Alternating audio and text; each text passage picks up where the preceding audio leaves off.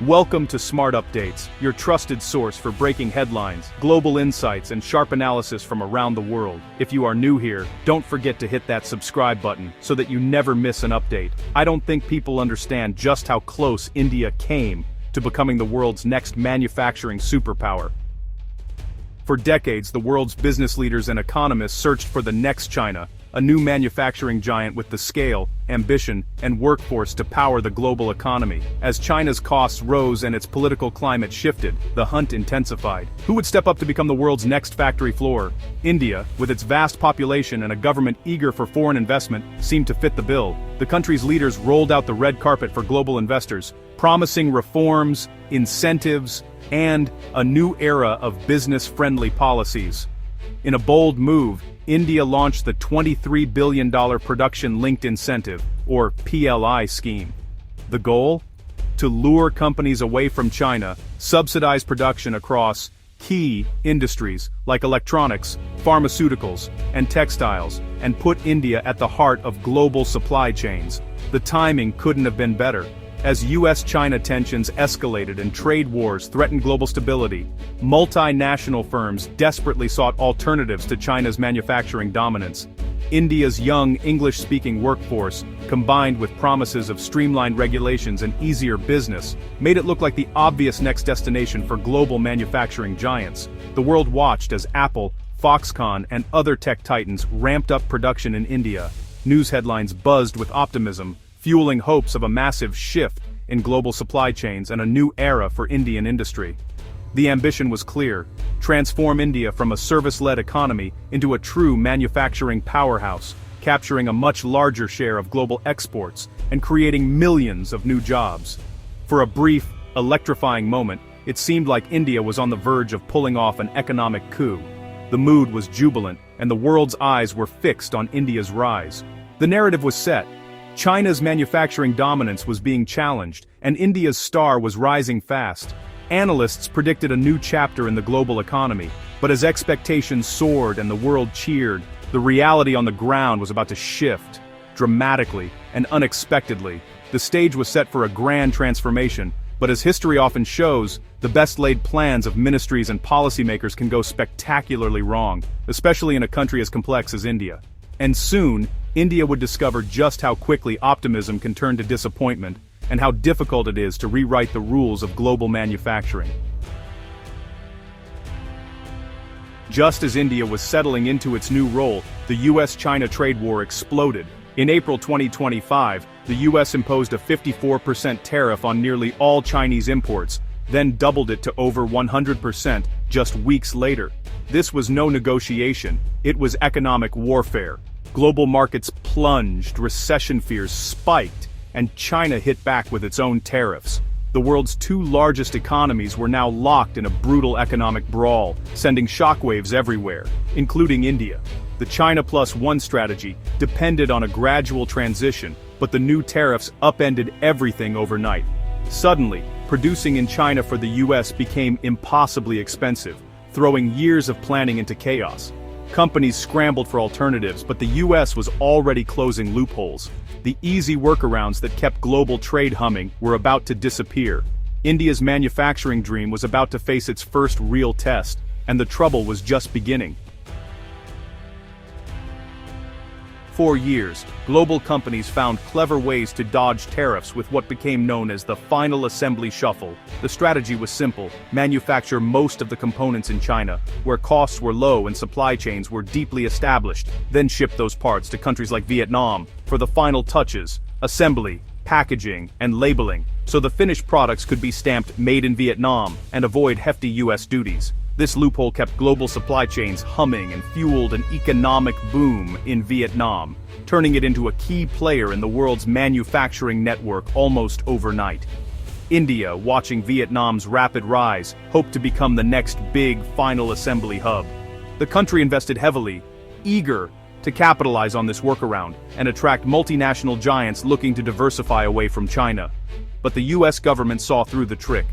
New tariffs and trade rules were crafted specifically to close this back door, targeting not just where products were finished, but where their core components came from. Strict rules of origin now meant it didn't matter where a product was boxed or labeled. If its guts were Chinese, it was treated as Chinese for tariff purposes, no matter the final stop. The so-called Vietnam Shuffle was dead, and with it, the easy path for India to become the world's next assembly line faded quickly. Now companies faced a much tougher challenge. To truly avoid tariffs, they'd have to move entire supply chains, not just the final assembly step, to India or other countries. That's a far more complex, expensive, and time-consuming process, involving new factories, new suppliers, and a complete overhaul of logistics and quality control. Suddenly, India's ambitious plan to become the next global factory looked much harder to achieve. The road ahead was filled with uncertainty and risk. The game had changed. It was no longer just about relocating the last step of production, but about rebuilding entire supply chains from scratch, a daunting task for any nation. The easy win was gone, replaced by a long, uphill battle for competitiveness and relevance in global trade. India was left facing a much steeper climb with no shortcuts left, only hard work, innovation, and perseverance would determine its future as a manufacturing powerhouse. To see why this hurt India, you need to understand China's paradox. It's a production powerhouse, but its people don't buy enough of what it makes. This paradox is at the heart of the global economic shifts that have left many countries, including India, scrambling to adapt. China's factories churn out goods at an astonishing rate, but the domestic market simply can't absorb all these products. China's economy is built on exports, not domestic consumption. Only 39% of its GDP comes from its own consumers, compared to 70% in the US and over 60% in India. This reliance on exports makes China vulnerable to global market fluctuations and trade policies. This leaves China with a massive surplus of goods that must be sold abroad. The sheer volume of these goods means that China needs to find international buyers constantly or risk economic stagnation. When the US slammed the door with 100% tariffs, China was left with mountains of unsold products. These tariffs were a significant blow, disrupting the flow of goods and causing a ripple effect throughout the global economy. China's relentless drive for self-sufficiency only deepened its dependence on foreign markets. Despite advancements in technology and production, the domestic market couldn't keep pace with the output. The result, a high-tech industrial machine that can't run on domestic demand alone. This creates a precarious situation where any disruption in global trade can have severe consequences. When exports stall, China faces an existential crisis. The economic engine that powers the country grinds to a halt, leading to potential job losses and economic instability. And when China is desperate to sell, it floods global markets with cheap goods. This aggressive pricing strategy can destabilize local industries in other countries. For India, this meant not just competing with China, but with a China willing to undercut everyone, everywhere.